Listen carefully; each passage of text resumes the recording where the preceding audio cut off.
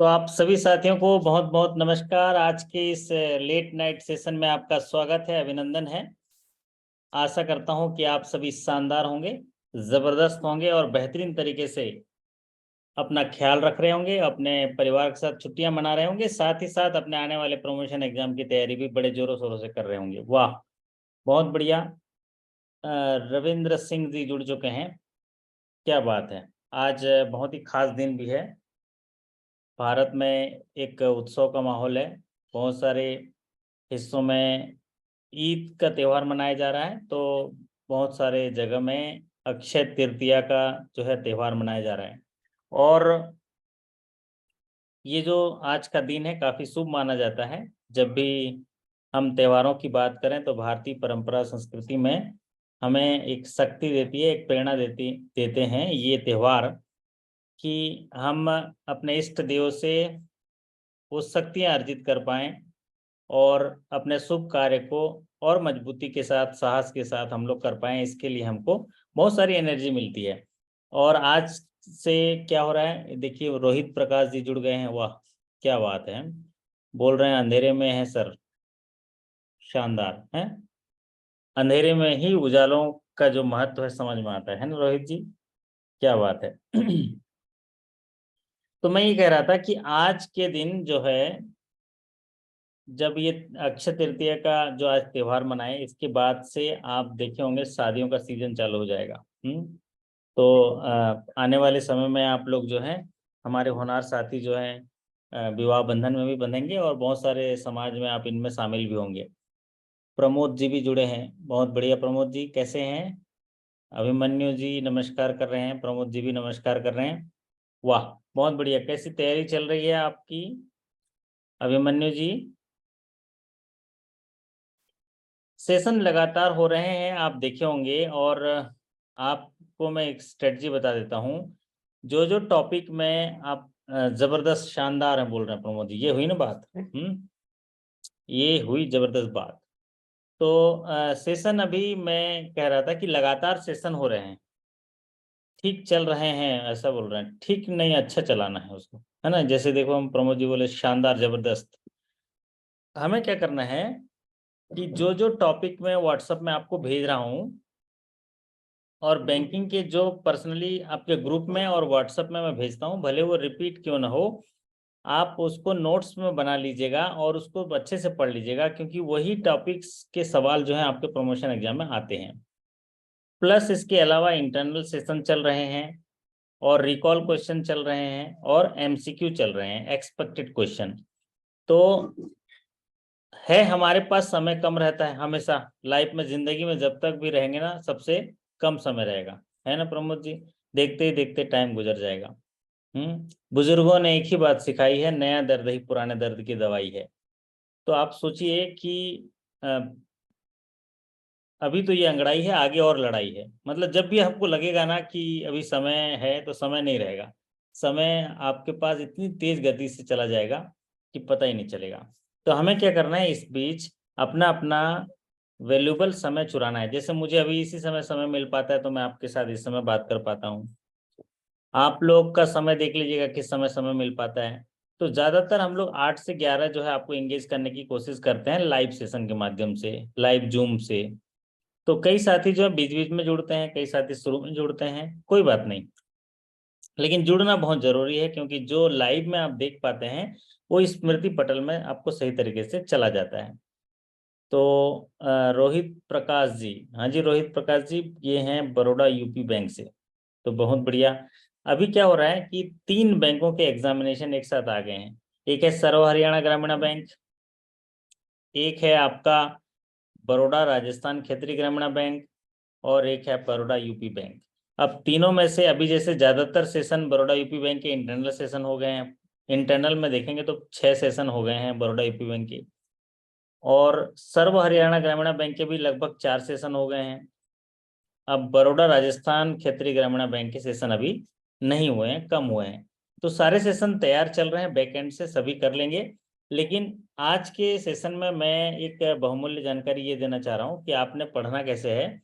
जो जो टॉपिक मैं भेजता हूँ उन टॉपिक को टिक लगाइए, उनको पढ़िए, और फिर उसके बाद उनमें नोट्स बनाइए। और नोट्स बनाने के बाद मॉक टेस्ट से अभ्यास करिए। हैं, बलराम जी आ गए। बलराम जी क्या हाल है? वाह, शानदार है, क्या बात है ना। आप तो एकदम कागज कलम दवात लेके तैयार हो गए। मैं तो आपसे बात करने आ गया बस स्क्रीन में, है ना। पढ़ाई वढ़ाई तो आप लोग खूब कर रहे हैं, और पढ़ा तो मैं ऐसे भी लूंगा। आप लोग हेलो करना, मैं एक वीडियो भेज दूंगा, आप पढ़ लोगे, है ना। मैं थोड़ा रात को चर्चा करने आ जाता हूँ, आप लोग का हौसला अफजाई करने आ जाता हूँ। वाह, बलराम जी तो किचन में बैठ गए लग रहा है एकदम। हाँ, आज तो हम सर यही खाते खाते पढ़ेंगे, है ना। वाह, बहुत बढ़िया। तो बलराम जी को समझ में आ रहा है कैसे कैसे पढ़ रहे हैं? आपका माइक ऑफ है, थोड़ा कुछ समझ में आ रहा है हेलो। बलराम? हाँ बोलिए। हाँ सर, आ रहा है सर क्लास। आ रहा है? आ रहा है सर। ओके। तो अभी तक की हाँ क्या क्या सर, पढ़ हाँ सर। लिए? क्या क्या पढ़ लिए बलराम जी? सर जो जो क्लास हो रहा है देख रहे हैं सर। अच्छा, तो मैंने बोला ना, देखना भी है, समझना भी है, लिखना भी है, दोहराना भी है और अभ्यास करना है। ये पंचसूत्र है ना। हाँ सर, बिल्कुल। लेकिन घबराना नहीं है, ठीक है। हम और अगर बहुत इतना पीछे ज्वाइन किए सर। और टेंशन सा इतना ही हो काम रहा है। और इतना काम कर लेंगे तो सफलता का नजराना भी है। सफलता का बिल्कुल। नजराना भी होगा, सफलता भी मिलेगा आपको, है ना। हाँ सर, हाँ तो सर। चलिए, तो आज के सेशन में हम चर्चा करेंगे कुछ बहुमूल्य अपडेट हैं जो बैंकिंग इंडस्ट्री में। ऐसे कर करके मैं सारे अपडेट्स आप लोगों के सामने चर्चा कर लूंगा। सवालों के माध्यम से ये अपडेट लाया हूं जो आपके प्रमोशन एग्जाम के दृष्टिकोण से बहुत ही इंपॉर्टेंट है। न केवल प्रमोशन एग्जाम बल्कि आपकी जानकारी के लिए भी बहुत इंपॉर्टेंट है। क्योंकि कुछ वीडियो जो हैं पुराने साल के होते हैं, उनमें पुराने अपडेट होते हैं, लेकिन जब मैं ऐसे लाइव आके आपको ताज़ा बता देता हूँ तो आप उसको अपडेट कर लेते हैं। और फिर उसमें कोई डाउट होता है तो आप मेरे साथ जो है सवाल पूछ सकते हैं। सेशन के आखिर में मैं ओपन कर दूंगा, तो जो भी मन में सवाल होगा आप पूछ सकते हैं। तो चलिए, सभी साथियों को एक बार फिर से नमस्कार करते हुए, लोकेश जी सबको नमस्कार कर रहे हैं और ये सेशन स्टार्ट करते हैं। पहला सवाल आपकी स्क्रीन पर चर्चा करने के लिए लेने से पहले मैं ये स्क्रीन दिखाना चाहता हूँ। ये है ना बलराम जी, ऐसा वाला खटिया खरीद लीजिए, ये वाला खटिया।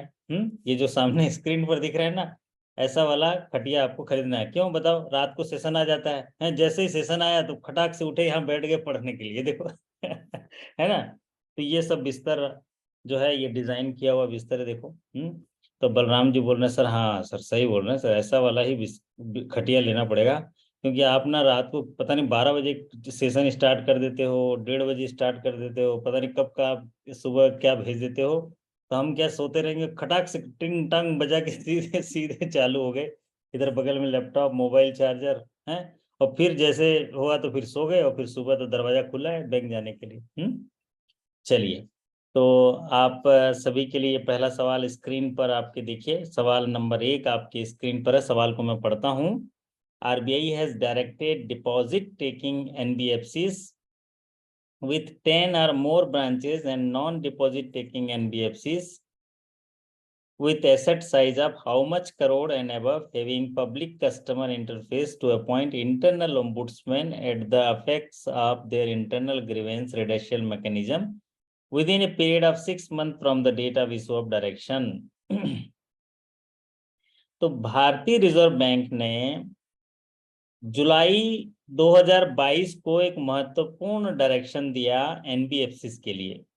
एनबीएफसी जो नॉन बैंकिंग फाइनेंशियल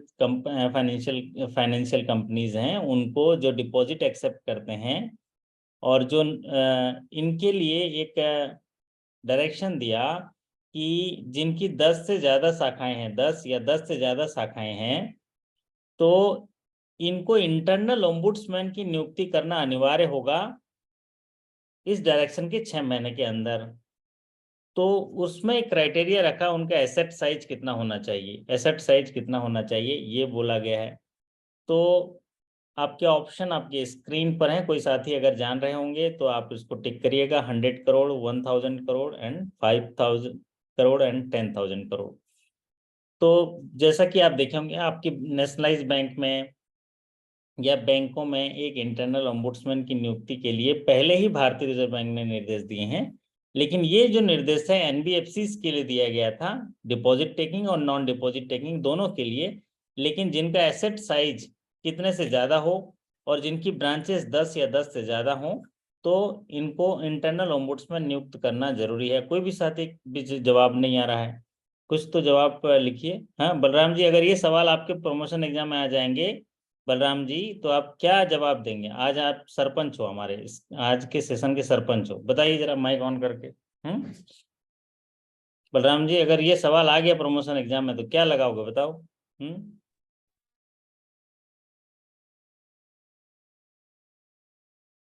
मैंने बताया था ना, एक एक आपको ऑप्शन, जब कुछ समझ में नहीं आए तो लगा देना जय माता दी, सी लगा देना, है ना। तो ये देखो, है सी लगा दिए तो हो गया ना आंसर 5000। तो यहाँ पर क्या हुआ, भारतीय रिजर्व बैंक ने एक डायरेक्शन दिया बैंकों को। कौन से बैंक को? एनबीएफसी को। क्योंकि जो बैंक हैं, जो इंडिया में कॉमर्शियल बैंक है, डोमेस्टिक कॉमर्शियल बैंक है, इनमें तो इंटरनल ओम्बुड्समैन नियुक्त करने के लिए आदेश दे ही चुका है पहले से। लेकिन एनबीएफसी जो डिपॉजिट टेकिंग है, नॉन डिपॉजिट टेकिंग है, लेकिन इनका एसेट साइज अगर 5,000 करोड़ या उससे ऊपर हो और ब्रांचेस 10 से ज्यादा हो तो उनको इंटरनल ओम्बुड्समैन नियुक्त करना ही करना है। दिनेश कुमार कुशवाहा जी का बहुत ही सही जवाब आया। तो ये 5000 करोड़ इसका जो है सही आंसर है। अब मैं जानना चाहूंगा कि साथियों से, जो इंटरनल ओम्बुड्समैन होते हैं वो कौन से रैंक के होते हैं? कौन से रैंक के होते हैं, जरा टाइप करके बता दीजिए। जो इंटरनल ओम्बुड्समैन होते हैं वो मिनिमम कौन से रैंक के होने चाहिए एज पर आरबीआई गाइडलाइन? ये सवाल अभी आया था इसी साल प्रमोशन एग्जाम में। जो इंटरनल ओम्बुड्समैन होंगे वो कौन से रैंक के होंगे? क्योंकि हम जो है सार्थक जोशी जी लिखते हैं स्केल 4 होने चाहिए, पाठक जी लिखते हैं ईजीएम होने चाहिए। तो यहाँ पर जो है आरबीआई ने ये कहा है कि जो भी इंटरनल ओम्बुड्समैन होंगे वो कम से कम डीजीएम रैंक के होंगे, डेप्यूटी जनरल मैनेजर रैंक के होने चाहिए। डीजीएम हो या उससे ऊपर हो चलेगा। तो internal ombudsman should be minimum in rank of DGM, DGM rank से नीचे नहीं होना चाहिए, ये बात कही गई है। तो ये पहला सवाल तो क्लियर हो गया कि इंटरनल ओम्बुड्समैन की नियुक्ति करनी है डायरेक्शन के 6 महीने के अंदर, मतलब अभी 31 मार्च से पहले पहले कर लेनी चाहिए, क्योंकि जुलाई में वो डायरेक्शन आया था। तो ये 5,000 के एसेट साइड या इससे ऊपर के एसेट साइड साइज वाले जो एनबीएफसी होंगे उनको जो है ये नियुक्ति करनी ही करनी है। चलो अगला अपडेट की बात करते हैं। अगला यहाँ पर अपडेट है, ये हुई ना बढ़िया बात। सुमित कुमार जी सवाल जरा पढ़िए, जरा मजा आ जाएगा। सुमित जी सवाल दिख रहा है आपको? Yes sir. पढ़िए जरा। According to new PPF deposit rule, an account holder can make deposit in multiple 50 of how many number of times in financial year with a maximum combined deposit of Rs 150,000 a year.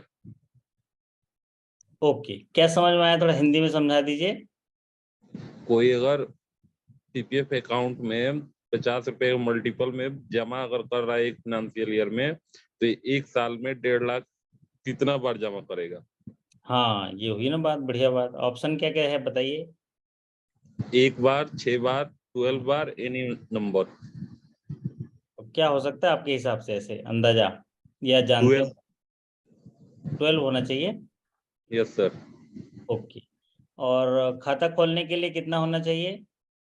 जैसे नया कोई 500। खाता खोल रहा है तो 500। 500 होना चाहिए।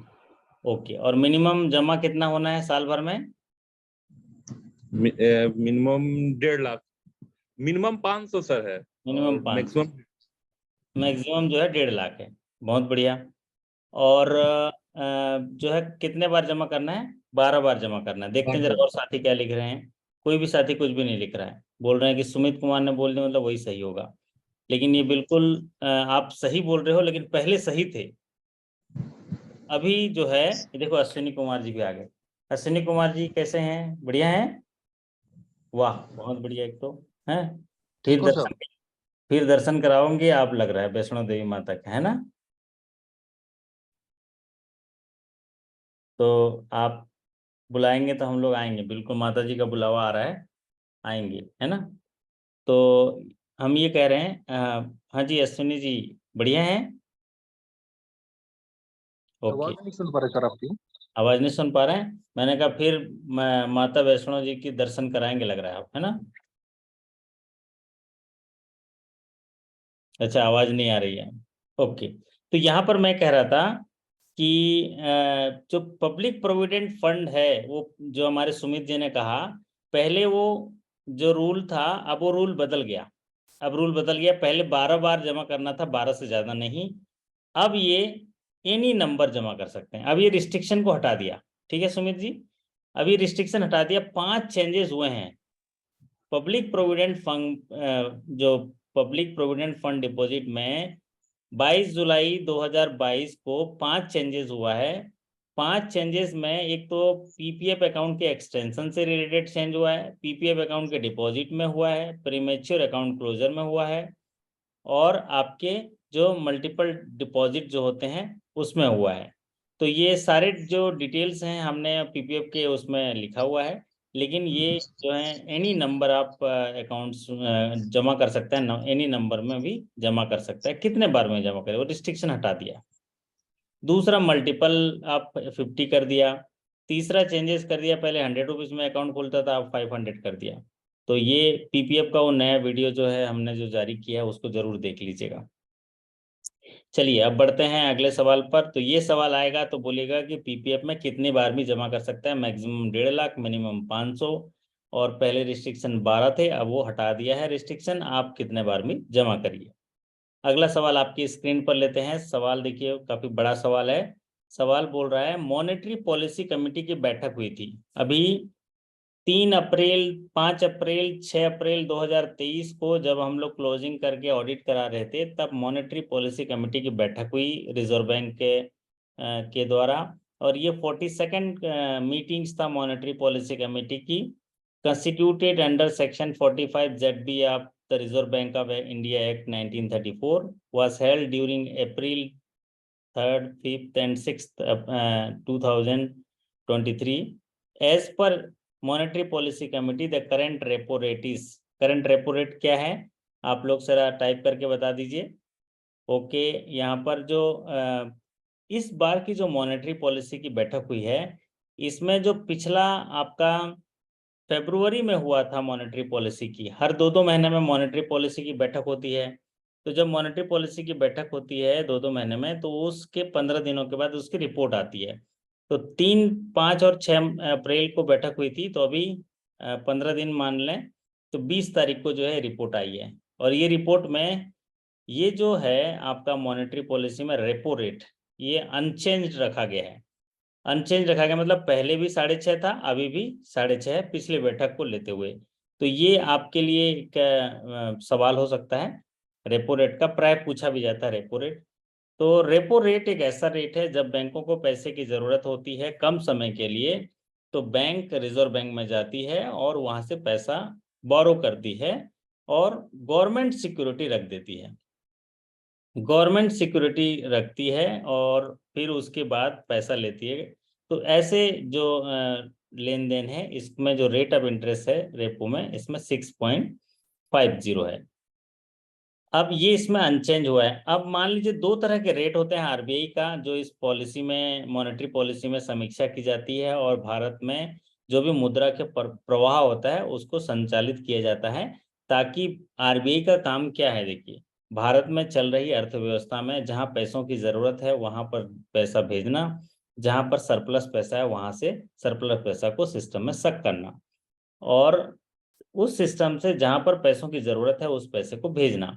तो इसके लिए ये कंट्रोल रेट्स रखे रहते हैं, जो पॉलिसी रेट्स होते हैं, रिजर्व रेट होते हैं। तो एक तो होता है रिजर्व रेशियो, जो बैंकों को मेंटेन करने होते हैं सीआरआर के रूप में, कैश रिजर्व रेशियो कहते हैं, ये भी 4.50% है। बैंकों को अपने net demand and time liability का कुछ हिस्सा कैश के रूप में आरबीआई में रखना होता है, जो जिसको कैश रिजर्व रेशियो कहा जाता है, 4.50%। और बैंकों को कुछ हिस्सा उनके net demand and time liability का गोल्ड के रूप में, सिक्योरिटी के रूप में और कैश के रूप में रखना होता है, जिसको एसएलआर कहते हैं, 18.00%। तो इतना रखने के बाद बैंक बाकी पैसे को इन्वेस्ट कर सकते हैं, लोन के रूप में दे सकते हैं। मतलब समझ लीजिए 100 रुपये आप पब्लिक से लेते हैं, तो 100 रुपये लेने के बाद 4.5 नगद आरबीआई के पास रख दीजिए, उसमें कोई ब्याज नहीं मिलेगा। फिर बाकी जो पैसा है 18% जो है वो आप गोल्ड के रूप में रख सकते हैं, गवर्नमेंट सिक्योरिटी के ऊपर रख सकते हैं और कैश के रूप में रख सकते हैं। गोल्ड के ऊपर रखेंगे तो फिर उसमें जो गोल्ड का वैल्यू होगा उसके आधार पर पैसा मिलेगा। गवर्नमेंट सिक्योरिटी में अगर कोई डिस्काउंट होगा उसमें रेट्स मिलेंगे, है ना, इंटरेस्ट मिलेंगे। बाकी कैश में रखेंगे तो आपको इंटरेस्ट नहीं मिलेंगे। तो ये जो है रिजर्व रेशियो है।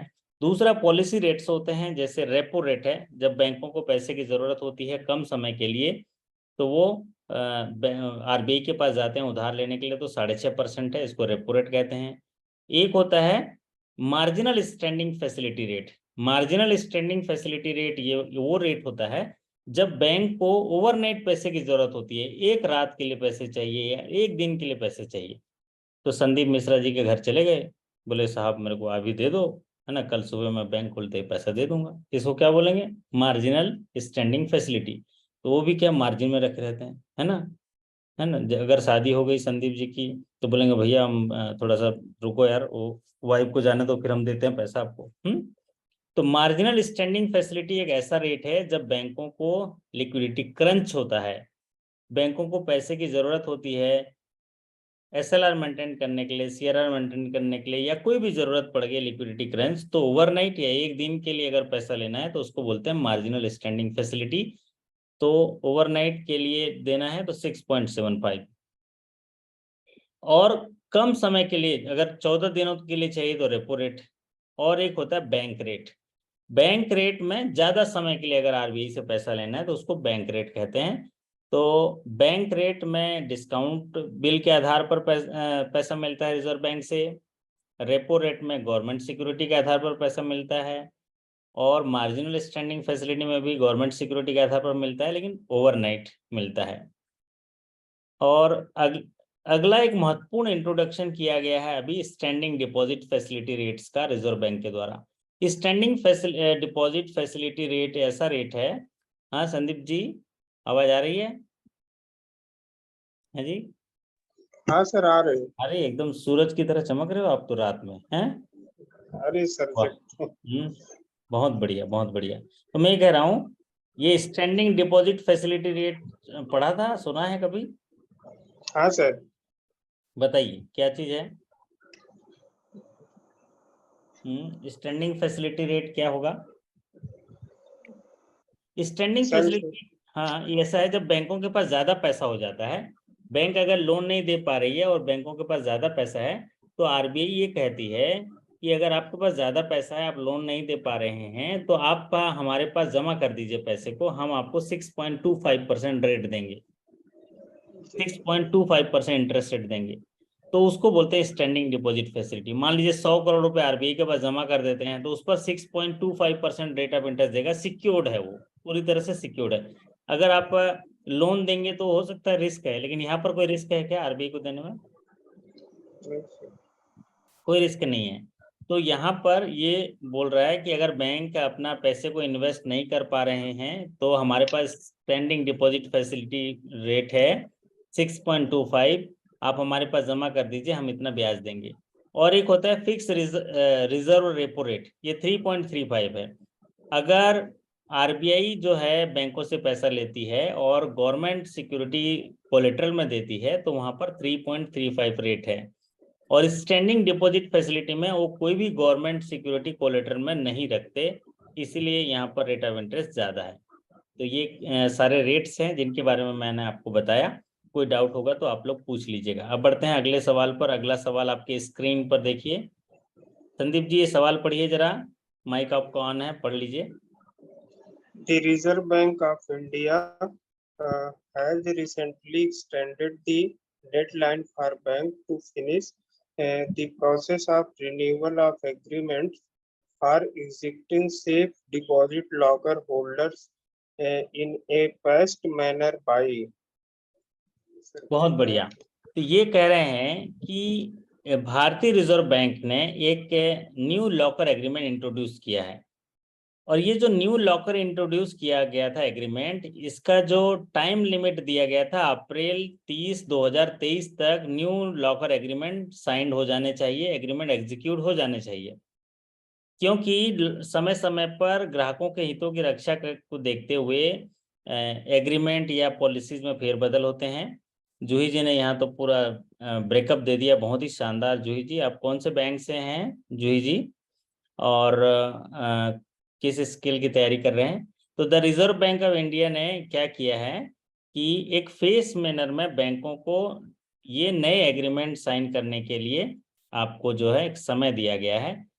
पहले ये समय अप्रैल 2023 तक कंक्लूड करने का था, लेकिन 30 जून तक जो है रिवाइज जो बोला गया है कि 50% कस्टमर का एग्रीमेंट कंप्लीट हो जाना चाहिए 30 जून तक, और 30 सितंबर तक 75% कंप्लीट हो जाना चाहिए, और 31 दिसंबर जब न्यू ईयर मनाएंगे 2024 का, उससे पहले जो है सारे लॉकर एग्रीमेंट साइन हो जाने चाहिए, एग्जीक्यूट हो जाने चाहिए।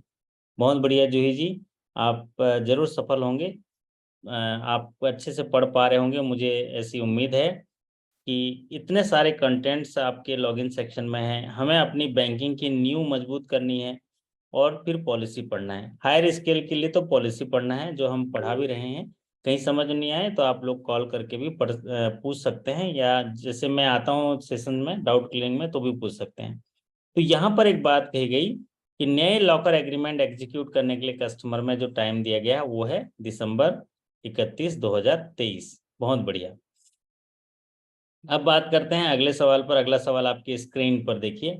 Which institution released the report titled Payment Vision 2025? तो ये तो बहुत ही आप लोग देखे भी होंगे। पेमेंट विजन चल रहा है, पूरा डिजिटल करने की बात चल रही है।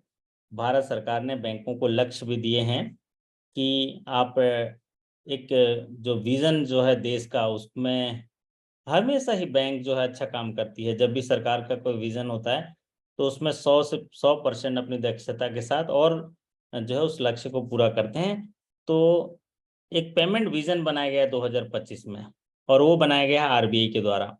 उसमें संदीप जी, इसमें ऐसा है पेमेंट विजन में कि 2025 में जो चुनावी माहौल चल रहा है ना, चुनावी माहौल चल रहा है, तो इसमें पेमेंट विजन दिया गया है कि किस तरीके से पेमेंट एक्सेप्ट होंगे।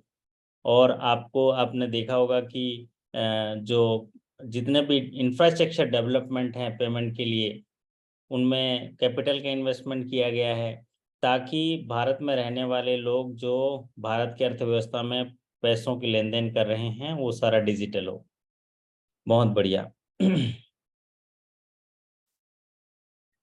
ओके, तो यहाँ पर क्या है, आरबीआई ने इसको जारी किया है। अगला सवाल आपकी स्क्रीन पर देखिए। As per the recent revision in FCRA rules, what is the limit up to which relatives living abroad can send money to Indians?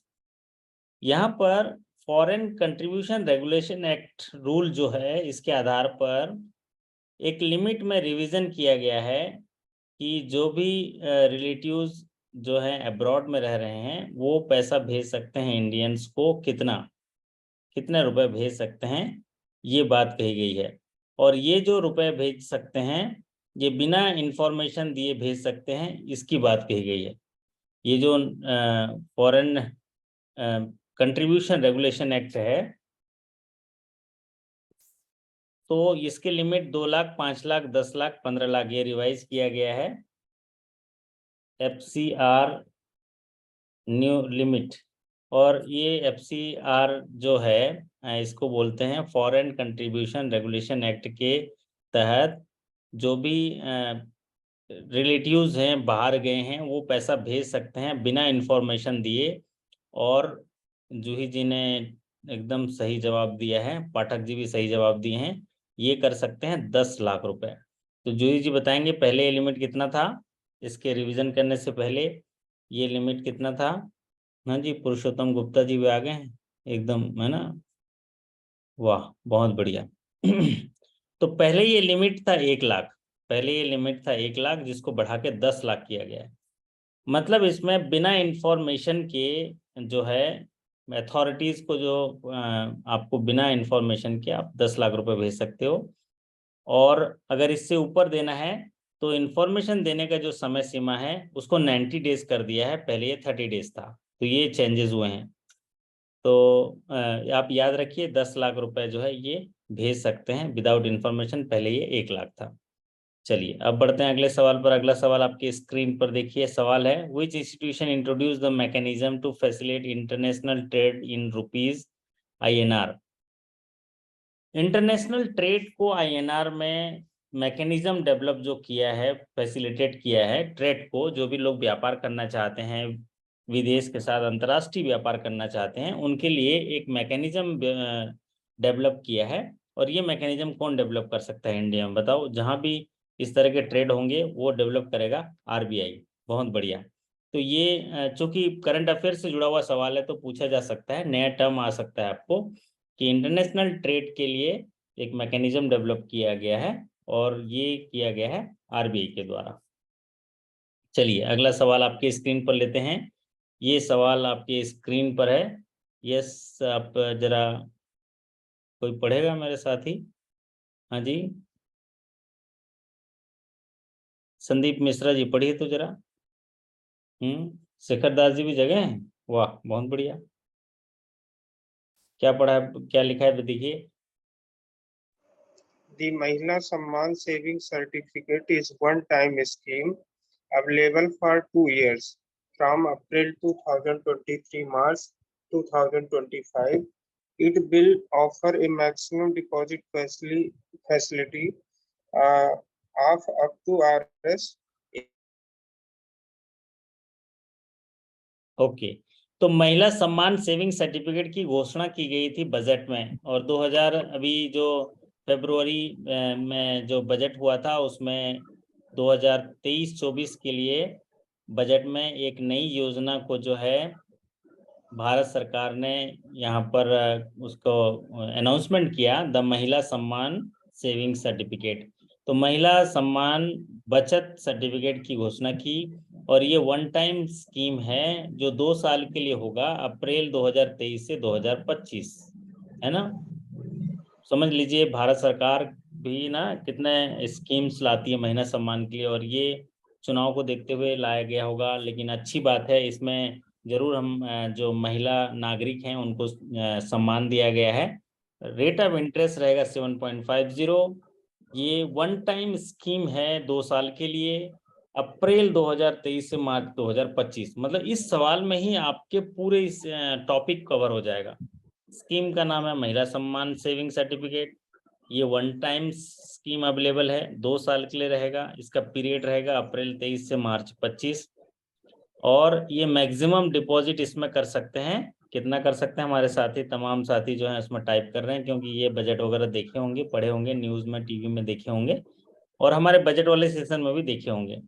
तो यहाँ पर ये होगा 2 लाख रुपए जो है इसमें जो डिपॉजिट कर सकते हैं, उसमें रेट ऑफ इंटरेस्ट मिलेगा 7.50। तो 7.50 अश्विनी जी कैसा है रेट, बताइए आज की तारीख पर 7.5। अच्छा है सर। बहुत अच्छा है ना। ये बहुत अच्छा है, जी क्योंकि बैंकों में अभी आपके बैंक में कितना है सबसे ज्यादा रेट ऑफ इंटरेस्ट? 7.35 है sir.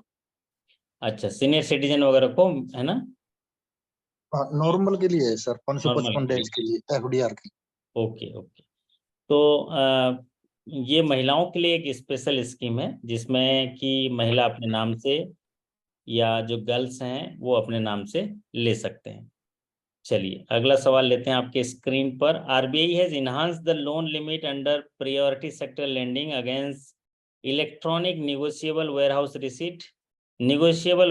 Receipt from 50 lakhs to how much rupees? Yes, Pathak ji एकदम शानदार कीबोर्ड पे हैं। जूही जी, सोमनाथ दास जी हैं। हाँ जी, ये तो बढ़िया है। हमारे शेखर दास जी हैं, आवाज आ रही है शेखर दास जी? सर वाह, क्या है इसका, जरा उत्तर बताइए, क्या हो सकता है बताइए। 75 लाख 75 लाख। हाँ, ये थोड़ा क्या है, थोड़ा समझाइए शेखर जी।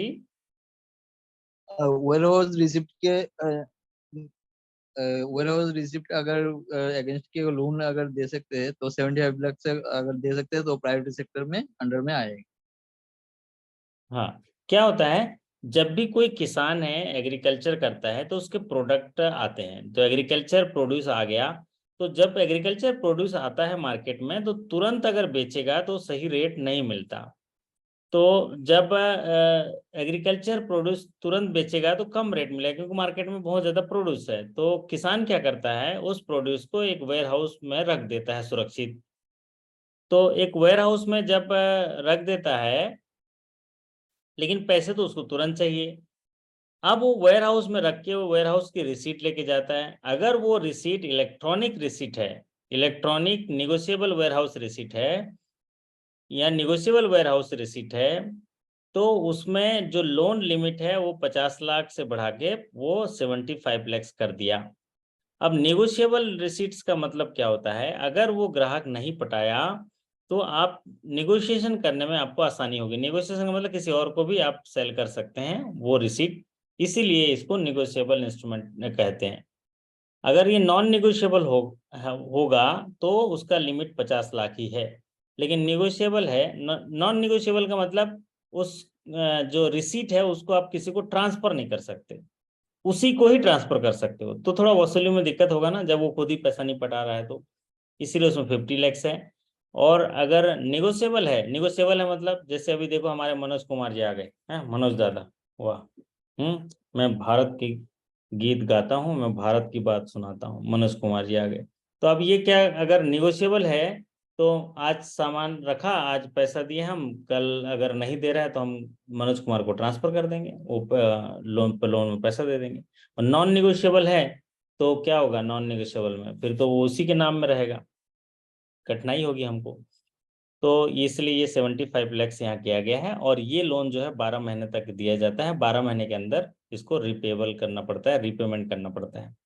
मेरी आवाज़ नहीं आ रही बोल रहे हैं हमारे अश्विनी जी, तो मुझे लगता है कि आपके यहाँ थोड़ा नेटवर्क इशू होगा। मेरे ख्याल से अभी सभी साथियों को आवाज़ आ रही होगी। कोई साथी जरा माइक ऑन करके बता दें। सुमित कुमार जी, आवाज़ आ रही है मेरी शानदार? आ रही है सर। आ रही है सर। तो सुमित कुमार जी बोल रहे हैं, आप ही की तो आवाज़ आ रही है सर, है ना? न गुल नगमा हो न पर्दा साज, मैं तो हूँ की आवाज और मेरा है एक बेहतरीन अंदाज, है ना? तो ये हुई ना बात है। मनोज जी मुस्कुरा रहे हैं देखकर प्रश्नों का साज। ठीक बात है, ऐसे ही आनंद से रहा करिए, धीरे धीरे सीखते रहिए, है ना? क्या रखा है जिंदगी में। चलिए, तो अभी हम बात कर रहे थे, ये चीजें हमारे साथी को सुनाई नहीं दे रहा है, तो हो सकता है वहाँ का नेटवर्क कमजोर होगा। अगला सवाल आपकी स्क्रीन पर लेते हैं। देखिए, ये सवाल जो है बहुत इंपॉर्टेंट सवाल है ना? सवाल है, सुमित जी पढ़िए जरा सवाल फटाफट। Bank loan up to limit of Rs crore per borrower for setting up a school, drinking water facility and sanitation facility, including construction and refurbishment of the household toilet and water improvement at the household level etc. क्या बात है, क्या बात है। तो ये जो सवाल अभी सुमित जी ने पढ़ा, ये सवाल है प्रियॉरिटी सेक्टर लेंडिंग का। प्रियॉरिटी सेक्टर लेंडिंग के 8 स्तंभ हैं, 8 तरीके से जो आइटम्स हैं, उनमें से एक आइटम होता है सोशल इंफ्रास्ट्रक्चर। मतलब समाज में रहने वाले लोगों के जीवन को आसान बनाने के लिए, सुरक्षित बनाने के लिए जो इंफ्रास्ट्रक्चर डेवलपमेंट होता है उसको सोशल इंफ्रास्ट्रक्चर बोलते हैं। और अगर ऐसी एक्टिविटी जो सोशल इंफ्रास्ट्रक्चर से जुड़ा हो और उसके लिए लोन लेने आया है, तो उसको हम प्रियॉरिटी सेक्टर का हिस्सा मानेंगे। तो कितने रुपए तक के लोन आए प्रपोजल, तो उसको प्रियॉरिटी सेक्टर का मानेंगे। अगर वो स्कूल बनाने के लिए लोन आते हैं, पानी पीने ड्रिंकिंग फैसिलिटी के लिए आते हैं, सैनिटेशन फैसिलिटीज के लिए आते हैं, तो ऐसे टॉयलेट, हाउस होल्ड टॉयलेट जो रिफर्बिशमेंट के लिए आते हैं, हाउस होल्ड इम्प्रूवमेंट्स के लिए आते हैं, वाटर के लिए, तो कितने रुपए का लिमिट होगा। तो यहाँ पर सभी साथी जो हैं लिख रहे हैं 5 करोड़ 5 करोड़ 5 करोड़, बहुत बढ़िया। और जूही जी तो और एडवांस हैं, जूही जी कुछ ज़्यादा एकदम बढ़िया पढ़ रहे हैं ना। अगला सेशन इन्हीं का रख दिया जाए। हॉस्पिटल के लिए 10 करोड़, बाकी सब 5 करोड़। वाह, बहुत बढ़िया है, तो है कमाल कर दिया आपने तो। मतलब प्रियॉरिटी सेक्टर अच्छे से पढ़ लिया होगा आज। सुमित जी आज प्रियॉरिटी सेक्टर का वीडियो भेजा था, उसको देखे थे? हाँ सर। तो उसमें ये बात आपको समझ में आ गया होगा कि जो सोशल इंफ्रास्ट्रक्चर के लिए है वो 5 करोड़ की लिमिट है, लेकिन अगर हॉस्पिटल के लिए है, हॉस्पिटल के लिए है अंडर आयुष्मान भारत, तो वो 10 करोड़ हो गया। लिमिट 5 करोड़ से बढ़ा के 10 करोड़ हो गया। और ये जो लिमिट है ये कोविड के समय में जब देखे ना, स्कूल को भी हॉस्पिटल बना दिया है, ये पाठक जी बोल रहे हैं, हाँ हमने भी देखा है सर। वो तो हमारे बैंक को भी बनाने वाले थे, लेकिन क्या करें, बैंक जो है ना वो एकदम से वो क्या बोलते हैं, असेंशियल सर्विस में आ गया, नहीं तो बैंक में भी हॉस्पिटल बन जाता है। बड़ा बुरा समय देखा हमने अपने आसपास लोगों को। तो पंचायत घर हो चाहे जहाँ भी कम्युनिटी हॉल हो, सबको हॉस्पिटल के रूप में बनाया गया। उसी को देखते हुए अगर कोई व्यक्ति हॉस्पिटल बनाने के लिए आपके बैंक में आता है और 10 करोड़ रुपए तक के लोन लेता है तो प्रियॉरिटी सेक्टर का हिस्सा होगा। और हॉस्पिटल के अलावा समाज के में रहने वाले लोगों के जीवन को सुरक्षित और आसान बनाने के लिए या उनके जरूरत नीड्स, जो बेसिक नीड्स होते हैं उसको पूरा करने के लिए लोन लेना चाहता है, इंफ्रास्ट्रक्चर डेवलपमेंट करने के लिए, तो वो 5 करोड़ होगा। तो इसको बोलते हैं सोशल इंफ्रास्ट्रक्चर। चलिए अगला सवाल आपकी स्क्रीन पर, ये सवाल पाठक जी के लिए है। पाठक जी जरा कंपनसेशन भरिए जरा। क्या ही करें सर, हम लोग ना बैंक में ना एकदम तैयार रहते हैं 10-5 हजार भरने के लिए, है ना। Banks will compensate the locker hirer in case of any loss of locker content due to the bank's negligence, such as fire, theft, dacoity, and building collapse. The bank will pay up to how many times the annual rent of the safe deposit locker? तो देखिए ना, आपने एक अक्टूबर 2021 में भारतीय reserve bank ने revise locker policy जारी किया। तो रिवाइज लॉकर के लिए जो गाइडलाइन जारी की है उसमें एक क्लॉज दिया कि अगर लॉकर में बैंक की नेग्लिजेंस की वजह से या आगजनी हो गई, चोरी हो गया, डकैती हो गया या कोई बिल्डिंग गिर गई, तो ऐसे कंडीशन में कंपनसेशन मैक्सिमम कितना होगा, ये बात कही गई। तो उनके क्या होता है लॉकर में, पाठक जी बोलते हैं लॉकर में क्या ही रखा है सर, पता नहीं सांप रख के चला गया, पता नहीं क्या ही रख के चला गया, हमें क्या मालूम। और आगे बोला कि सोना था, मेरा सोने की एकदम लड़ी रखी हुई थी, है, मेरे को तो 2 करोड़ का हर्जाना दे दो। तो यहाँ पर आरबीआई ने क्लियर किया कि अगर बैंक के नेग्लिजेंस और जो केसेस यहाँ पर डिस्कस किए हैं, फायर, थेफ्ट, डकैती एंड बिल्डिंग कोलैप्स, ऐसे कंडीशन में तो बैंक को कंपनसेशन पे करना होगा 100 टाइम्स। कितना करना पड़ेगा? 100 टाइम्स। सभी साथियों ने लिखा है 100 टाइम्स, बहुत बढ़िया, वाह। मनोज कुमार जी बोले सर 100% सही है ना, 100 टाइम्स। तो 100 टाइम्स जो है इनका कंपनसेशन पे करना होगा annual rent of the safe deposit locker. चलिए अगला सवाल आपकी स्क्रीन पर। सवाल आसान है लेकिन सवाल पूछा गया था इसलिए लिखा है, who regulate the credit information companies in India? जो भी इंडिया में क्रेडिट इंफॉर्मेशन कंपनीज हैं उनको कौन रेगुलेट करता है? पाठक जी लिखते हैं सेबी। हैं पाठक जी, सेबी है, हमारा क्या ही नाता है ना सेबी से, है सेबी केबी, हमें कुछ नहीं आता है ना। तो ये जो CICs हैं इनको जो रेगुलेट करता है आरबीआई। कौन करता है इसको? रेगुलेट करता है क्रेडिट इंफॉर्मेशन कंपनीज जो होते हैं इनको आरबीआई रेगुलेट करता है। और ये होते हैं सिबिल होता है, ट्रांस यूनियन सिबिल बोलते हैं, फिर होता है इक्विफैक्स होता है, एक्सपीरियन होता है, क्री 5 मार्क्स हैं। तो ये जो होते हैं कस्टमर इंफॉर्मेशन कंपनीज होते हैं, इनका काम होता है बैंकों से इंफॉर्मेशन लेना और मेंबर इंस्टीट्यूशन को जब इंफॉर्मेशन मांगे तो उनको इंफॉर्मेशन देना। ये एग्रीगेटर जैसा काम होता है, सभी बैंकों से इंफॉर्मेशन लेंगे और फिर दूसरे जगह जो भी मेंबर हैं वो इंफॉर्मेशन मांगेंगे तो उनको इंफॉर्मेशन प्रोवाइड करेंगे। चलिए अब बात करते हैं अगले सवाल पर। अगला सवाल आपकी स्क्रीन पर है। यस पाठक जी सवाल पढ़िए तो जरा, देखिए जरा, आपको भी देखना चाहिए ना सवाल, पढ़िए जरा पाठक जी। वाह, ये हुई ना बात। Project cost allowed under PMEGP for manufacturing unit. हाँ, तो प्रधानमंत्री एम्प्लॉयमेंट जनरेशन प्रोग्राम में बदलाव हुआ है। तो इस बदलाव के तहत मैन्युफैक्चरिंग के लिए अगर कोई एंटरप्रेन्योर आता है आपके पास तो उसका प्रोजेक्ट कास्ट मैक्सिमम कितना होना चाहिए? 10 लाख, 20 लाख, 50 लाख और 1 करोड़, कितना होना चाहिए पाठक जी? 1 करोड़। 1 करोड़ होना चाहिए। जी जी अरे नहीं सर, 50 लाख 50 लाख। 50 लाख। आप तो हैं मैनेजर साहब को फंसा दोगे आप तो। लो मैनेजर साहब, करो करो करो, अभी पढ़ के आए ताजा। कोई बात नहीं, 1 करोड़ भी है जो आप कह रहे हैं, 1 करोड़ भी है प्रोजेक्ट का, लेकिन वो सेकंड लोन के लिए है। क्या है वो? सेकंड लोन के लिए है। अगर पहला लोन अच्छे से तय समय सीमा से बढ़िया तरीके से पटा लेता है तो सेकंड लोन देते हैं ताकि उस अपनी इंडस्ट्री को मॉडर्नाइज कर पाए, टेक्नोलॉजी से अपग्रेड कर पाए करके, तो सेकंड लोन देते हैं 1 करोड़ का। लेकिन पहला लोन जो अभी रिवाइज किया गया है पीएमईजीपी के अंदर वो है 50 लाख मैन्युफैक्चरिंग के लिए। और दूसरा जो सर्विस सेक्टर होता है, सर्विस सेक्टर जो होगा, विपिन जी लिख रहे हैं मैक्सिमम पूछा जाए तो 100 होगा। नहीं नहीं नहीं, सवाल देख के होगा। मैक्सिमम क्या है, ये जो पहला लोन अभी रिवाइज किया इसीलिए रिवाइज गाइडलाइन के आधार पर पूछा है। बाकी सेकंड लोन अगर जिक्र आया तब आप 1 करोड़ लिखिएगा, और अगर फर्स्ट लोन आया या पीएमईजीपी, साधारण पीएमईजीपी की बात आई, अगर फर्स्ट लोन भी नहीं लिखा है, साधारण पीएमईजीपी लिखा है तो 50 लाख होगा। प्रोजेक्ट कास्ट पीएमईजीपी में 50 लाख है मैन्युफैक्चरिंग के लिए मैक्सिमम, और सर्विस के लिए 20 लाख है।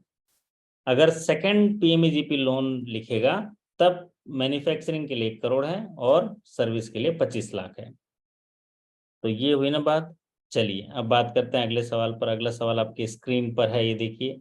The drawing power for second year under day NRLM schemes is how much time of corpus at the time of review enhancement of or minimum of rupees how much lakh whichever is higher। जब भी day NRLM के तहत किसी SSG को हम credit linkage करते हैं तो उसमें जो लोन लिमिट सैंक्शन होती है, पहले तो 6 लाख की लिमिट सैंक्शन हो जाएगी, लेकिन उसको डोजेज में दिया जाता है, पहला dose, second dose, third dose में दिया जाता है। तो यहाँ पर सेकंड डोज का पूछा है, सेकंड डोज कैसे निर्धारित करेंगे? तो सेकंड डोज कैसे निर्धारित करेंगे? रविंदर जी क्या हाल है? रविंद्र सर सिंह अच्छा हूँ। अच्छे हैं? अच्छा हूँ ओके, जी सर। एकदम बढ़िया। आपके पीछे तो एकदम बिल्कुल स्कूल कॉलेज टाइप का दिख रहा है एकदम, है। तो ये क्या समझ में आ रहा है इसमें, क्या क्या बताइए तो जरा ये। सर इसमें सी है 8 times 3 lakh second dose. Okay, ये तो बहुत बढ़िया बात है। फर्स्ट टाइम तो थोड़ा सा क्लेरिफाई करिए। मान लीजिए उसका कॉर्पस जो है वो 50 लाख 50,000 है, उसके खाते में 50,000 है, एसएचजी के खाते में 50,000 रुपये अभी है, तो उसको कितना सेकंड डोज देंगे?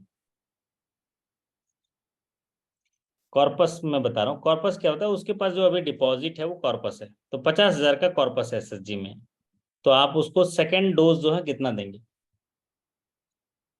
सर नहीं बहुत बात। देखिए क्या लिखा है कि 4 मिनिमम लाख 4 लाख सर। 4 लाख देंगे। वाह शेखर जी वाह, बढ़िया। आप तो मैं आप चाय पिलाते पिलाते बताया था आपको त्रिपुरा में आके बताया था, है ना शेखर जी? हाँ सर। तो ये देखो हमारे शेखर जी बता दिए 4 लाख देंगे। व्हिच एवर इज हायर लिखा है ना।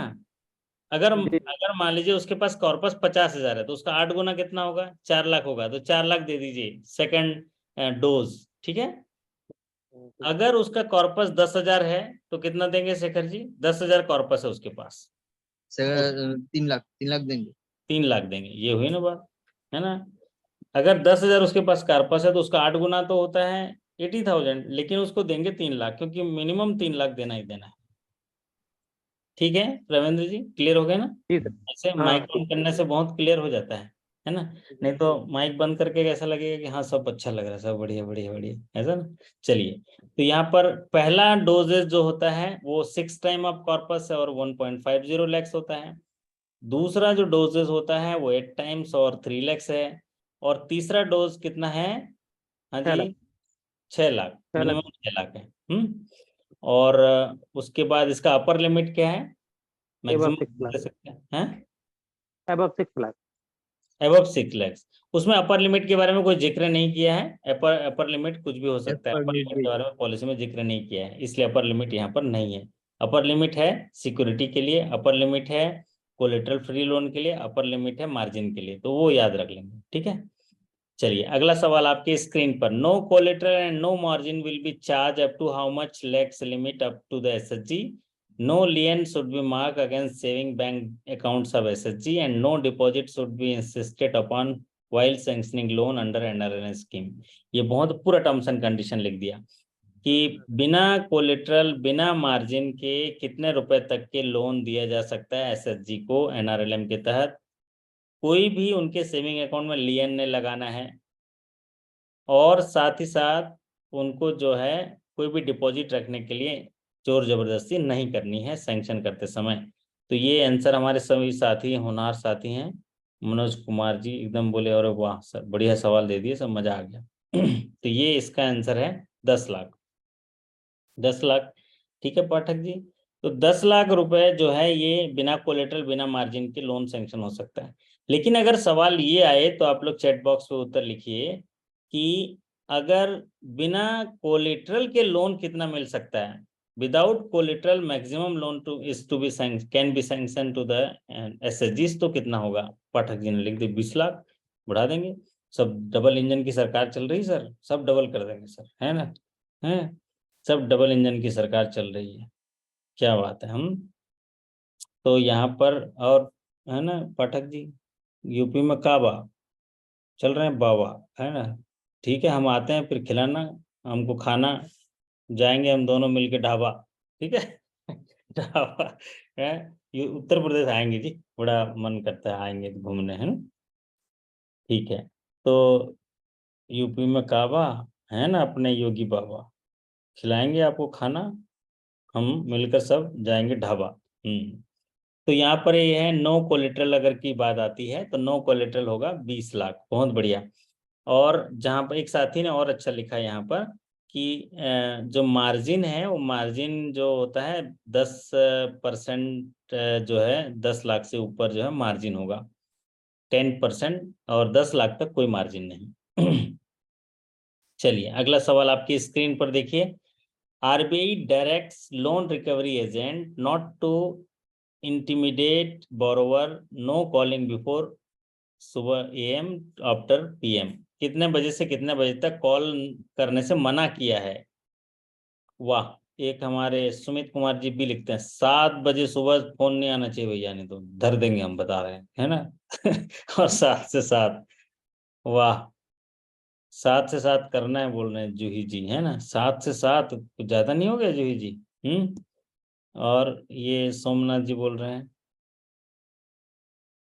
ओके। तो अभी आप रिवाइज गाइडलाइन जान लीजिए। आरबीआई ने सभी लोन के रिकवरी एजेंट्स और जो आउटसोर्सिंग जो हम लोग एजेंट करते हैं, इंगेज करते हैं, उनके लिए बैंकों को ये निर्देश दिया है कि कोई भी आपके रिकवरी एजेंट है उनको ट्रेनिंग दीजिए, उनको इंस्ट्रक्शन दीजिए कि वो किसी ग्राहक को जो है, वाह मनोज जी आगे सही है। मनोज जी क्या हाल है? मनोज जी तो बढ़िया बता दिए, है ना? ये मनोज जी बोल रहे हैं कि 8 बजे से लेके 7 बजे तक, मतलब 8 बजे से पहले सुबह कॉल नहीं करना चाहिए भैया, हम हनुमान चालीसा पढ़ते रहते हैं, ठीक है? और 7 बजे के बाद तो बिल्कुल कॉल मत करना, क्योंकि हम घर आए रहते हैं और घर में घर वाली एकदम हमें को पहले आपको फोन आते ही एकदम जो है परेशान हो जाएंगे। तो यहाँ पर आंसर क्या है? 8 बजे से पहले और 7 बजे के बाद कॉल नहीं करना है। ये आरबीआई डायरेक्ट किया लोन रिकवरी एजेंट्स के लिए। तो ये किसको डायरेक्ट किया? बैंकों को किया है, क्योंकि बैंक हायर करती हैं रिकवरी एजेंट, इंगेज करती हैं रिकवरी एजेंट, तो बैंक की जिम्मेदारी होती है। अगर जो भी bank BC BF recovery agent नियुक्त करती है तो बैंक को एक रेपुटेशनल रिस्क भी होता है। वाह, ये हुई ना बात। देखो संदीप मिश्रा जी सबके लिए चाय पानी की व्यवस्था में लगे हैं। थोड़ा सेशन में बने रहिए, बाद में प्रसाद भी मिलेगा, चाय भी मिलेगी, ठीक है? चलिए अगला सवाल आपके स्क्रीन पर देखिए। The senior citizen saving scheme has extended for a deposit amount of how much rupees, ये तो सभी जान रहे होंगे।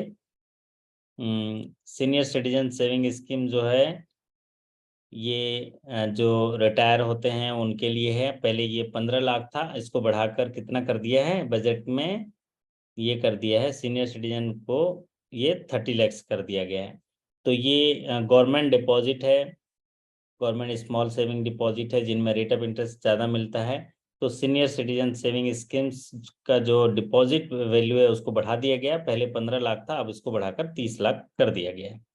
चलिए अब बात करते हैं अगले सवाल पर। अगला सवाल आपकी स्क्रीन पर देखिए। Who is about to launch centralize portal Pravah for licensing approval applications. अब ये तो आप सब जान ही जाएंगे, लेकिन ये जान लीजिए प्रवाह करके एक पोर्टल निकाला है जिसमें कि जो भी आरबीआई के पास प्रपोजल्स आते हैं लाइसेंस देने के लिए, अप्रूवल्स के लिए, अनुमति के लिए, तो भारतीय रिजर्व बैंक ने एक पोर्टल बनाया है प्रवाह, और उसके माध्यम से वो सेंट्रलाइज पोर्टल लॉन्च किए हैं, जिससे कि बैंक के जो अप्रूवल्स होते हैं, लाइसेंस जो होते हैं काम करने के लिए, उनको जो है अप्रूवल देते हैं। तो ये किया है आरबीआई ने।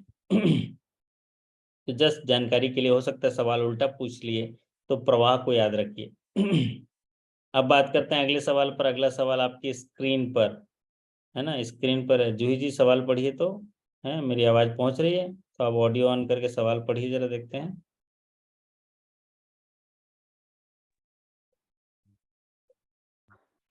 It has been decided to increase the threshold limit for waiver of legal action to dash per claim while invoking the guarantee based on the aggregate outstanding amount considered eligible for the claim settled by CGT MSC. Okay, मैं इसका क्या समझ पाए हैं आप, थोड़ा हिंदी में बता दीजिए।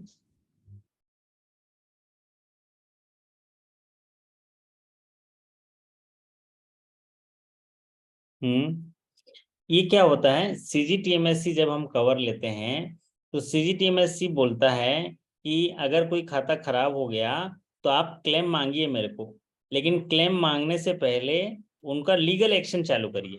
सूट फाइल कर दीजिए, कोर्ट में केस कर दीजिए, जो भी कार्रवाई है सरफेसी लगा दीजिए, लीगल एक्शन चालू करिए। तो इसके लिए वेवर दिया है, वेवर दिया है। पहले ये 50,000 से नीचे था, फिर बाद में 1 लाख हुआ, फिर 5 लाख हुआ, अभी ये वेवर बढ़ा के वो कर दिया है 10 लाख। कितना कर दिया है? 10 लाख। तो आप बताइए, ये 1 अप्रैल 2023 को ये चेंजेस आया है। तो it has been decided to increase the threshold limit for waiver of legal action. Suit file, legal action, मतलब जब भी हम CGTMSC कवरेज के अंदर किसी ग्राहक को लोन देते हैं तो उनका कवर रहता है। जब खाता खराब हो गया तो हम NPA मार्किंग करते हैं, NPA मार्किंग करने के बाद क्लेम करते हैं।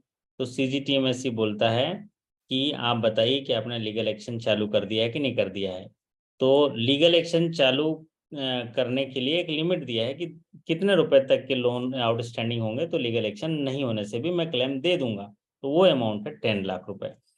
10 लाख रुपए से कम है क्लेम तो आप वो लीगल एक्शन चालू नहीं भी करेंगे तो पैसा वो दे देगा उनका, ये बात कही गई है।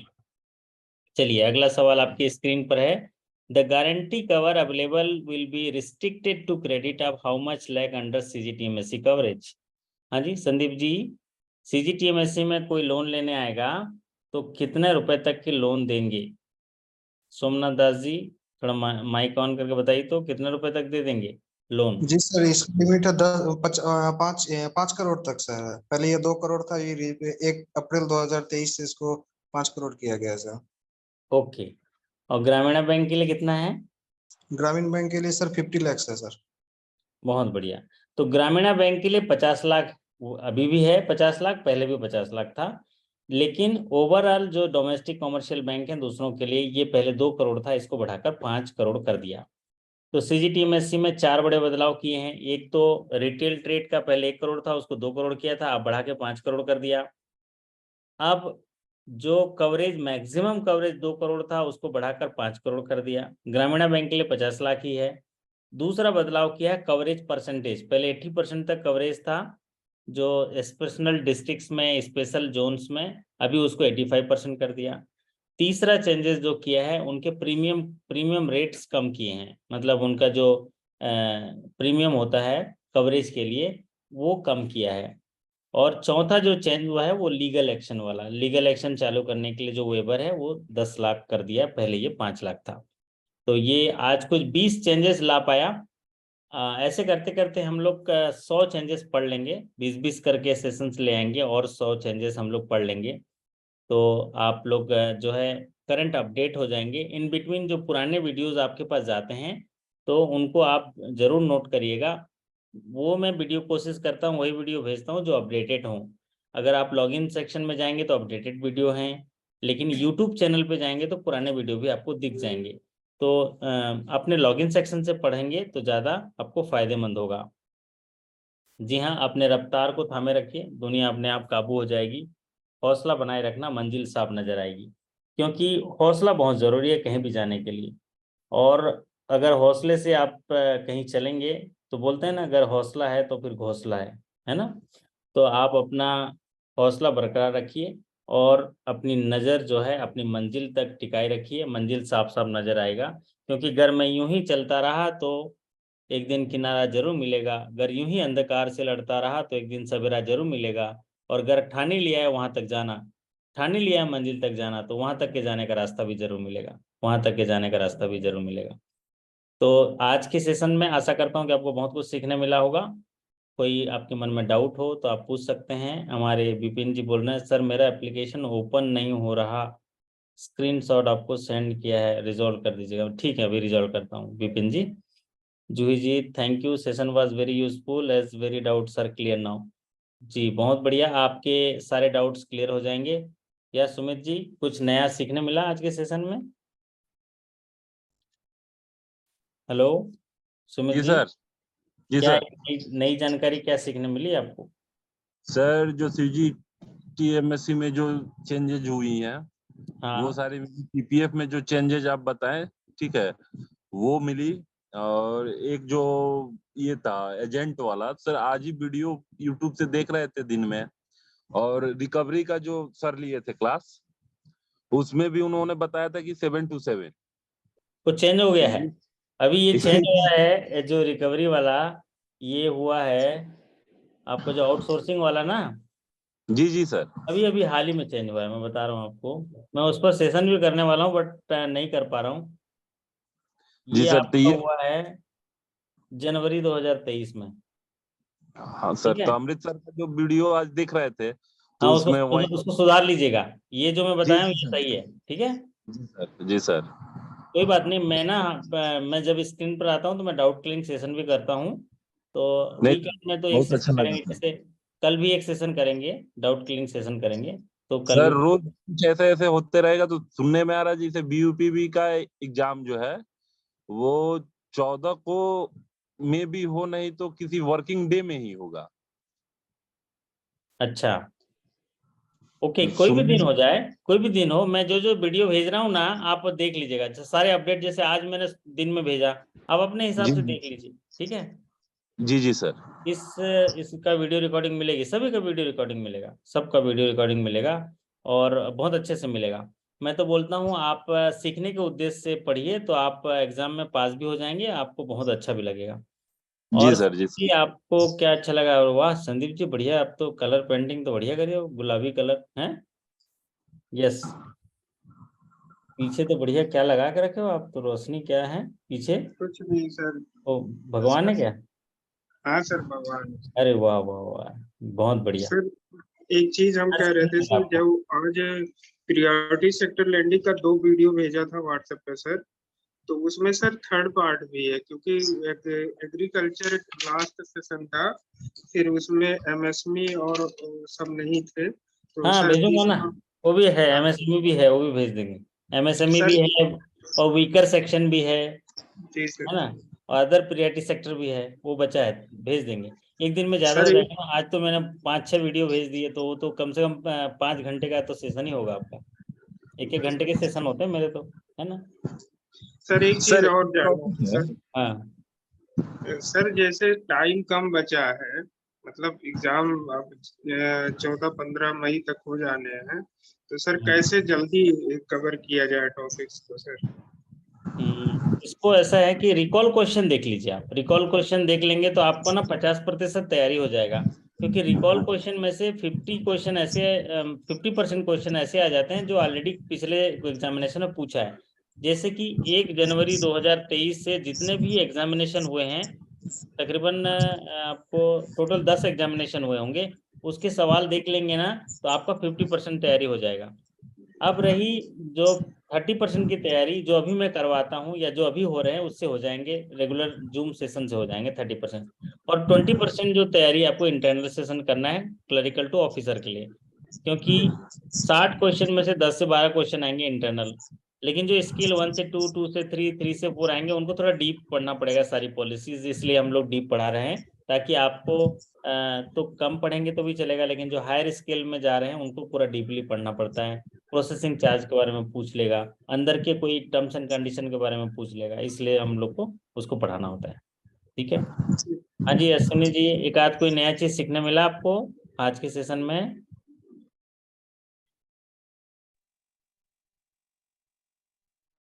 जी जी सर। आपका एग्जाम कब है अश्विनी जी? 13 सर। 13 मई ना? 13 मई। ओके, चलो आपके लिए भी तैयारी चल रही है, थोड़ा इंटरनल सेशंस उसमें भी कर लेंगे, इंपॉर्टेंट कुछ सेशंस तो किए हुए हैं और आपको नहीं मिले होंगे तो जो भी साथी होंगे उनको लॉगिन करके देख लीजिएगा, नहीं तो मुझे पर्सनली व्हाट्सअप कर दीजिएगा, मैं दे दूंगा। तो चलिए, आज हो गया 12:30 से ऊपर हो गया, तो ऐसे ही जो है आप सीखते रहिए। मुझे तो बिल्कुल थकावट नहीं होती, मैं लेट भी आता हूँ ना, तो बस ये ऑडिट के समय आपके साथ नहीं आ पाया हूँगा, लेकिन अभी अब काफ़ी जो है ऑडिट कंप्लीट हो गया है सब चीज़ें, तो अब मैं आपके साथ आया करूँगा। कुछ नहीं तो बात करते करते 5-10 सवाल आपके साथ डिस्कस कर लूँगा, तो आपका हौसला अफजाई हो जाएगा। और यकीन मानिए, इतनी सारी तैयारी हमारे पास है, इतने सारे क्वेश्चंस हैं कि आपका भविष्य जरूर उज्जवल होगा। आप सफलता के उस मुकाम पर पहुंचाने में मेरे को पूरा आशा और विश्वास रहता है कि मैं आपको वहां तक पहुंचा ही दूंगा। चलिए, तो आपसे विदा लेते हैं, आपके अच्छे कार्य निष्पादन, बेहतर स्वास्थ्य और शानदार सफलता की कामना करते हुए, भगवान का धन्यवाद करते हुए आपसे विदा लेते हैं। फिर मुलाकात करेंगे कल, तब तक के लिए तो सर धन्यवाद, थैंक यू। ये बोल रहे थे सर, आपने कल और आज प्रैक्टिस सेट डाले थे ग्रुप में, तो उनको सोल्व करते हुए अच्छा लगा सर, तो ऐसे ही दिन में 2-3 डाल दिया करेंगे तो अच्छा लगेगा सर सोल्व करते हुए। ठीक है, दिन में 2 तो डाल दूंगा, बाकी आप अपने वहां पर जाके 12,000 क्वेश्चन है आपके लॉगिन सेक्शन में, एक एक टॉपिक आप लोग भी कर लीजिएगा। एक एक तो उसमें काफी कुछ चेंज हो गया है, तो नहीं चेंज होता है उसमें तो थोड़ा मेरे को डाउट वहाँ होता रिपोर्ट करिएगा, जो जहाँ पर आपको लगता है कि मैं आपने क्लिक किया है फिर भी अब उसमें संशय है तो क्लिक कर दीजिए, रिपोर्ट आता है मेरे पास, फिर मैं सुबह रिपोर्ट को क्लियर करता हूँ तो आपको मिल जाता होगा। जैसे अभी मैं अभी आपको बता रहा हूँ, अभी मेरे पास 66 रिपोर्ट आए हैं, 66 रिपोर्ट आए हैं। मैं आपको स्क्रीन दिखा देता हूँ, ये अभी दिखा रहा हूँ। मेरे को ना डेली जो है लोग करते हैं और उसमें ये रिपोर्ट है, देखिए यहाँ पर ये स्क्रीन दिख रहा होगा, 66 डैशबोर्ड में रिपोर्ट है ना, दिख रहा जी। है ना? ये 66 सवाल हमारे साथियों ने भेजा है, तो मैं इसको देखूंगा। जैसे जी। कि ये आप देखिए, ये सवाल क्या है, यहाँ पर पूछा है, interest on saving account will with bank is exempt from tax up to how much, ये किया है ना? तो जी। ये जो है इंटरेस्ट ऑन सेविंग, सेविंग पे तो लगता ही नहीं है ना? सेविंग पे तो जी। लगता नहीं, तो यहाँ पर ये इंटायर इंटरेस्ट होगा, ठीक है? सेविंग जी। पे, जी। सेविंग पे तो कुछ लगता ही नहीं है ना, तो इंटरेस्ट यहाँ पर हट जाएगा। ये सही मार्क किया है, इसको मैं सुधारूंगा, ठीक है? और ऐसे ओ बहुत सारे सवाल ऐसे भेजे हैं सब, जो जो चीज किया है। जैसे आईएमपीएस में है, मैक्सिमम अमाउंट अभी हो गया है 5 लाख, तो यहाँ 2 लाख है, तो इसको जाके मैं जी। सुधारूंगा। यहाँ एडिट टू रिजॉल्व, तो एडिट टू मैं यहाँ रिवेलुएट करूंगा, रिवेलुएट करके यहाँ पर ये जो हाउसिंग लोन में लिखा है ना, हाउसिंग लोन में क्या लिखा है, ये रिपेयर एंड मेंटेनेंस है, ये तो सही है, ये 10 लाख और जी। 6 लाख सही है, तो इसको सही है तो इसको फिर से सेव कर लूंगा, सेव कर दिया। नहीं नहीं सर, कहना ये चाह रहे हैं कि जिसका पता है वो तो हम रिपोर्ट कर देंगे, जिसका हाँ, नहीं पता है और पढ़ा ही नहीं है अभी कहीं, तो उसको तो हम वही मान लेंगे जो ऑप्शन में दिया है। तो अभी मैं पढ़ा रहा हूँ ना, हर सारे सारे चेंजेस को पढ़ा रहा हूँ ना, तकरीबन जी। जी। चेंजेस हुआ है, 150 चेंजेस को तो पढ़ा ही रहा हूँ, और पढ़ा भी चुका हूँ कई सारे, तो आप उससे आइडिया हो जी। जाएगा। वैसे आप रिपोर्ट नहीं कर पा रहे होगे, लेकिन मेरे पास कुछ और टेक्निकल टीम है, वो रिपोर्ट करती है, जो जानकार लोग हैं, है ना, वो रखा हुआ हूँ मैं, ओके। ठीक है? Okay sir. रिपोर्ट करते हैं, क्योंकि बैंकिंग में चेंज हो जाता है ना, तो मैं 3-4 लोगों की टीम बनी है, वो रिपोर्ट, जैसे 66 क्वेश्चन 66 आया, 66 रिव्यू करूंगा, कल सुबह ठीक कर दूंगा इसको, ठीक है? Okay sir. Okay sir. तो इस सर तरह से जेईबी चलता के है, लिए क्योंकि कोई क्लास और बढ़ाएंगे क्या सर? हाँ जी, जेईबी के लिए एग्जाम के प्रिपरेशन के लिए कि कोई नई क्लास वगैरह हाँ शेड्यूल? क्लास चल रही ना, जेबी के लिए ग्रुप हाँ भी है। क्लास तो चल रहा है, एक क्लास क्या बढ़ाना चाहिए, क्योंकि वो सारी टॉपिक्स के कवर होंगे क्या नहीं? अब कुछ रह जाएगा, अब सारे नहीं हो पाएंगे लग रहा, मई तक ना। हाँ अकाउंट्स अकाउंट्स से तो बहुत अकाउंट्स, सारे टॉपिक्स अकाउंट्स है के ना। हम लोग करेंगे, अकाउंट्स के हम लोग करेंगे, है ना? हाँ। अकाउंट्स के कर देंगे, बाकी जनरल बैंकिंग तो पहले भी आप लोगों ने किया हुआ है। चलिए, तो आपसे विदा लेते हैं, फिर मुलाकात करेंगे कल, तब तक के लिए आप आराम करिए, रात्रि विश्राम करिए और ईश्वर का धन्यवाद करिए, और बहुत ही पवित्रता के साथ, आनंद के साथ, परिवार के साथ रहिए। Thank you so much.